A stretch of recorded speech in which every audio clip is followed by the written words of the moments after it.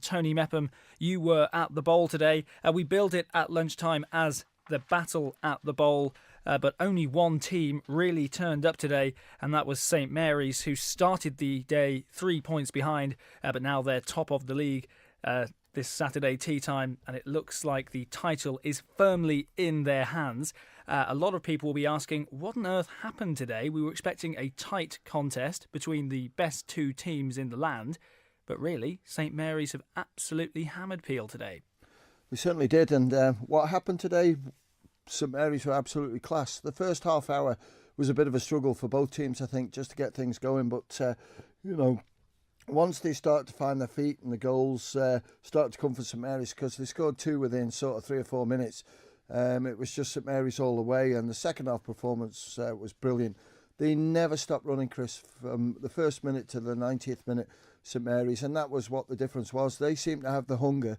Peel didn't.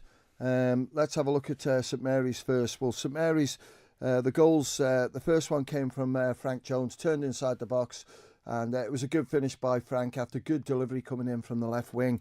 The second one was corner, Josh Thomas, and looked as if Dan Pickering was going to clear it, but didn't, clip the top of his head and went in. And 2-0 it was, but the two Sam Gelling goals has to go down to Frank Jones, really. So unselfish, and Frank was absolutely superb today. He worked so hard, and you could just see him relaying information off to the younger players. He wanted to win this game, and my word, did he play a massive part in it. Jordan Cooper, who came on in the second half, good finish by him outside the right foot after being closed down by the Peel players. To make it 5, but the only sort of damp squid, and it was just one of them. Jack McVeigh had plenty of time at the back, just headed the ball back to his goalkeeper, and it was misjudged by both, I think. Frank played it to the keeper's right, and Kirill come a little bit too far, and that gave Peel a consolation goal. Let's look at Peel's team.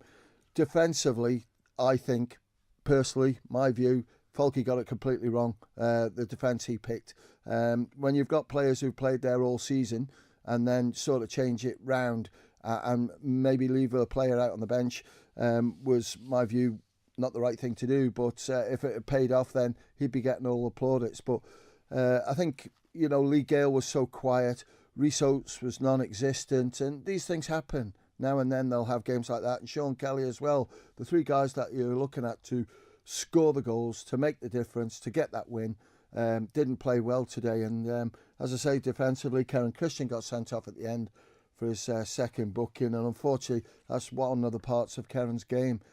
He just never knows when to stop, and if he hadn't got involved in that second incident, then he wouldn't have got sent off. That wouldn't have made any difference to the scoreline. But the thing is, Peel are going to lose one of their best players now in a future game. But 10 out of 10 to St Mary's, absolutely superb. Every single player played their part in winning that game, and credit to them. And if they can continue playing like that for the rest of the season, I can't see them slipping up and not winning the league.